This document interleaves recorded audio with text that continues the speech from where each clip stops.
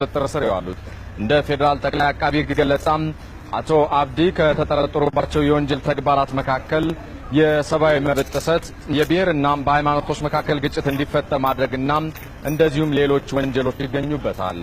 በአቶ አብዲ መኖሪያ ቤት 5 ክላሽንኮቭና 4 ሽጉጦችም በቁጥጥር ስር ውለዋል። መኖሪያ ቤታቸው በፖሊስ ቁጥጥር ስር መዋሉንም ለማወቅ ተችሏል። ፖሊስ እርሳቸውን ጨምሮ በድርጊቱ ተሳትፏል የተባሉ ሌሎች አካላትን በቁጥጥር ስር እያዋለ መሆኑን ጠቅላይ አቃቢ ሕግን ጠቅሶ ባልደረባችን ጥላሁን ካሳ ዘግቧል።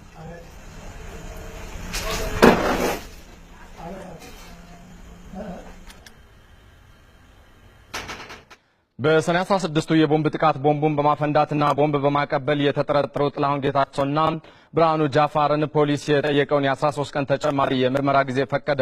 ፖሊስ ከኢትዮ ቴሌኮም ተጠርጣሪዎቹ ሲያደርጉት የነበረውን የስልክ መልእክት ልውውጥና የኤፍቢአይ የቴክኒክ ምርመራ ስራ በማጠናቀቅ ነው።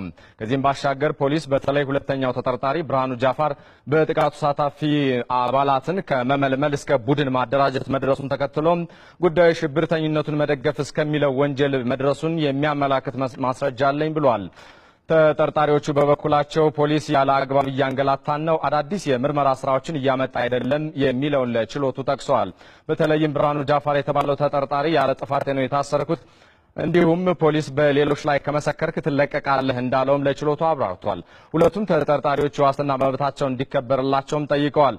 መርማሪ ፖሊስ ተጠርጣሪዎቹ የተፈጸመውን ጥቃት በሀገር መሪ ላይ የተቃጣ ግድያ እንደዚሁም ለሁለት ሰዎች ህልፈት ህይወትና ለ164 ግለሰቦች ጉዳት ያስከተለ መሆኑን በመግለጽ የወንጀል ውስብስብነቱ ከባድነት አብራርቷል። ከዚህም በመነሳት የዋስትና ጥያቄውን ተቃውሟል።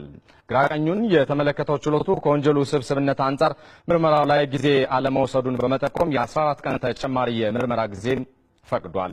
ፍርድ ቤቱ ፖሊስ በሰጠው የጊዜ ምርመራም በትጋት እንዲያከናውን ትዕዛዝ አስተላልፏል። ዘገባው የሪፖርተራችን ጥላሁን ካሳ